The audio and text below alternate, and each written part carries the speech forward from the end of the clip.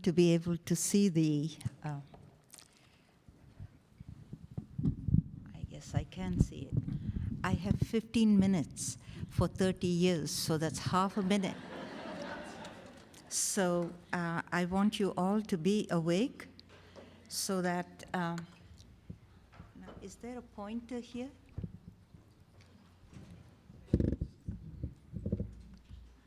There is no pointer?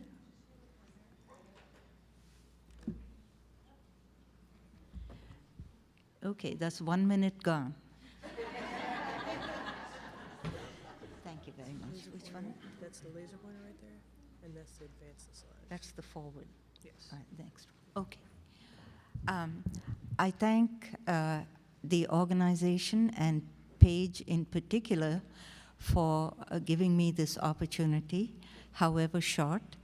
And I would like to say that we have come a long way, and I love the beautiful way she called this retrospective. And that was, yeah. Actually, when I first joined the Kennedy Krieger Institute in 1984, Dr. Hugo Moser was the head of the institution, and he was invited by Professor Rett to go to Vienna to see patients with Rett syndrome. Well, he came back and I said to him, so what did you see? He said, I think I saw Rett syndrome. And then at that time, he came back saying in Vienna, they have shown pathologically that the dopamine content, like in Parkinsonism, is reduced. And they think this hand-wringing is a movement disorder. And so he said, I have asked Rett to bring 2 Rett-certified Rett patients to come and have PET scans. We were at that time doing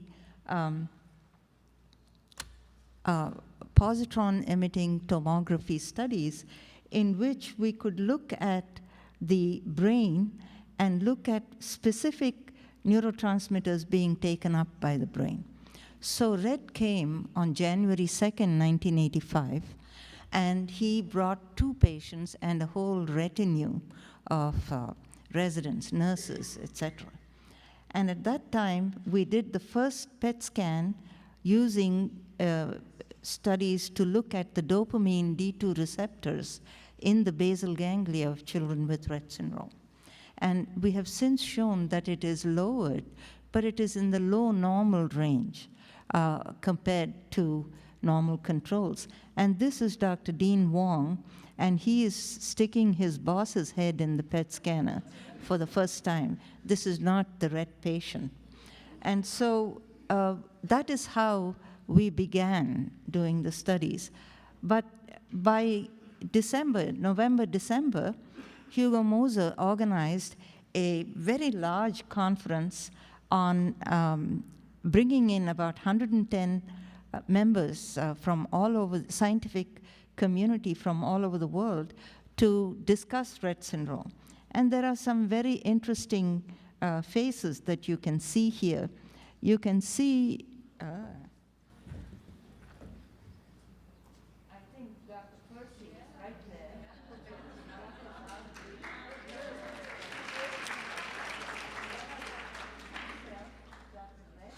This is Dr. Hugo Moser and Icardi. But what I would like to, this is Dr. Button. I would like to mention Dr. John Freeman there. And John Freeman is very interesting because he was given the task of coming forward and trying to say, ask the scientific community, is there such a thing as Rett syndrome? So in 1985, to say, is there such a thing as Rett syndrome, to where we are now, is a major step forward. And I think we have the parents and the scientific community to thank for that. So,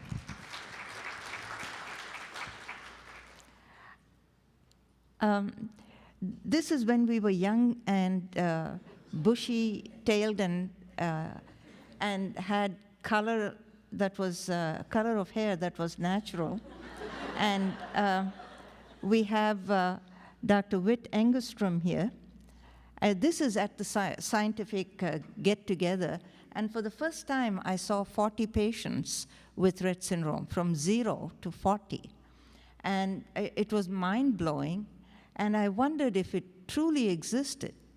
And from then onwards, I said, yes, it does, myself. So this is Dr. Bengt Hagberg, and this is Dr. Diaz. Out of the 35 cases that they had described at that time, Dr. Diaz had contributed half of the patients from Portugal, and we should, while we remember Dr. Hagberg very much, we should also keep in mind Dr. Diaz, who was a major contributor to the clinical composition. Another great contributor, and one without whose help we could not have moved forward, is Congressman Steny Hoyer. And Steny Hoyer was the one who wrote into language in Congress that Rett syndrome should be funded. Please give a hand to him, even though he's not here. And Rett himself worked very, very hard to make sure that the word was spread, that people and physicians and scientists recognized Rett syndrome. And he would say to me, Saku, all I want is one gene. Why can't you people find it? So we did have some fun times. This is in the backyard of my house when Professor Rett came. And I would like you to see here Dr. Niedermeyer. He did most of the EEG work in the beginning. And this is Alison Kerr, Whit Engstrom, Richard Haas from San Diego, and Kathy Hunter. So we were all a very warm, small, happy group. Subsequently, we would spread the word by going and having parent conferences around the country, and Rett would always be there. And this is a parent conference in Denver, and this is one run by Dr. Budden, thank you, in Portland. And these are some of the parents from the Portland area. I ask your forgiveness. I have to show pictures with me in it. It is not self-aggrandizing. But after 30 years, this is all I kept. And Rett himself ran congresses in Vienna at much expense to him. And this is one we attended in Vienna. But also, Dr. Sagawa ran meetings in Japan. And so we all met, and again, I point out to you Dr. Michel Philippart and Dr. Sagawa, and somewhere hiding here is Dr. Percy again. And so we met periodically, and we kept the fire burning, so that the idea of Rett syndrome, recognizing them, trying to find a cause, was constantly in our minds. We published at various conferences. This is Dr. Jim Harris. He was a psychiatrist involved with us and very much involved in the behavioral aspects of Rett syndrome very, very early. And then we presented at various child neurology meetings and world congresses, and this is on our PET scan studies. So patients came from all over the world to our center, and here you find a lady from Russia with her child, and Kathy was there to support her with her daughter. And we had scientists coming to our place to work and learn. And this is Dr. Bao, who's in China, and she is the one who went back and proved Dr. George Thomas's, George Thomas was a geneticist from our area who said that the reason why we have so many girls involved and they are de novo new conditions with nothing else in the family history, is because the mutation probably occurs on the paternally derived X chromosome. So that theory in Japan and in China was proven by Dr. Bao, but she came and had training in our place as well. So we became a center for a lot of scientists and patients to come. So first our thought was, 5 minutes left. Our thought was that Rett syndrome is not like other degenerative conditions. It is a condition that worsens in the first 2 years of life, and then there is some stabilization, and they remain in a plateaued state. And it is different from Down syndrome, where they go downhill. Then we went on to say, if it happens in the first 2 years of life, in all probability, it is because the synapses that are growing, making new connections, helping in learning, are affected maximally, because we realized that the head circumference drops from about 2 to 4 months of age, when synapses should be growing and multiplying very rapidly. So Dr. Bauman at our place showed that the amount of neurons seemed to be the same, but they were small. And Dr. Donna Armstrong, of course, showed that the dendritic connections between the neurons was markedly reduced. So we knew the neurons were small with poor dendritic connections. And this accounted for the small head circumference as well.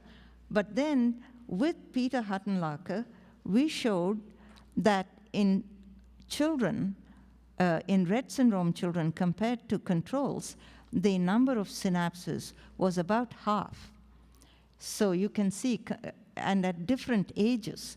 So definitely we proved that the synaptic content was markedly reduced. I want you to remember this, because later on we come to what these synapses are doing and how they secrete.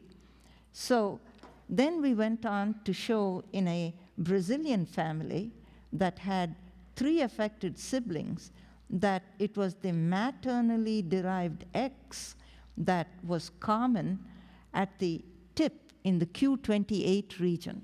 And this was in 1998 with Dr. Eric Hoffman. And so we mapped the gene to the XQ28 region. And 1 year later, the group in Baylor found that this contained a methylation gene. And interestingly, it has nothing to do with methylation. It just binds itself to methylated sites. And so regardless, the gene was found the following year. And then we said we are going to do genotype-phenotype correlations, and we created our own Rett syndrome severity scale from 0 to 0 means normal, 3 is severe, and we used multiple parameters for this. I won't go into the detail. If you want, I can explain to you later, but we use this system very effectively to grade our patients. And once the gene was identified, it was easy to do this. And we, by the way, I must say, belong to a different group that believes MECP2 defines Rett syndrome. So we used that to classify patients with Rett syndrome. And then we said we must look at these neurons because they seem to be abnormal. We cannot do brain biopsies, so how can we get neurons that we can look at? So we chose to get neurons from the roof of the nose. And this turned out to be a very interesting and favorable source of neurons because they are renewed all the time. So here you can see these are baby precursors of neurons called globoid cells. They slowly mature and put out dendrites and axons which go through the cribriform plate and join the olfactory bulb in the nose. And here we have the cilia, which tells you much about smell. Interestingly, what we found, this is the normal patient, and what you find is that these are immature neurons that I told you about, and these are mature neurons identified by two different staining approaches. And this is usually about a 1-to-1 or 1-to-2 ratio. However, in the Rett brain, what we found is that there are more immature neurons compared to mature neurons. So something happens to the maturational process. And since then, the doctor, Rett, who worked with us, showed that the MECP2 is expressed in mature neurons, and when it is abnormal, it stops becoming a mature neuron. So that you have multiple immature neurons, and they're multiplying in an effort to become more mature neurons, which they are not. And she has subsequently shown that this process of making connections to the olfactory bulb are also abnormal, and very recently she showed that activity dependent. So if you give a smell to the mouse and want to see how it is activating the olfactory bulb, it should produce growth factors like BDNF if it is active. And in the Rett mouse, it is not doing that. And when she gave ampakine, it seemed to increase the BDNF and improve the odorant capacity. So this system is now being used for in vivo therapeutic, not in vivo, for therapeutic approaches that are trying to be rationalized for human studies. We subsequently showed that not all neurons are equal. In the sense, we wondered why girls with Rett syndrome are able to see so well. And so we looked at the normal eye, and we showed that this is the neuronal layer in the retina, and it should contain MECP2. But the normal control brain does not show it, and the eye doesn't show it, and the Rett syndrome children also don't show it, meaning MECP2 is not required in the eye, for the neurons in the eye. And that is why they're able to see so well. Now, what they understand from what they see may or may not be optimal, but that's a different story. But at least we know why that intense eye gaze persists and does well.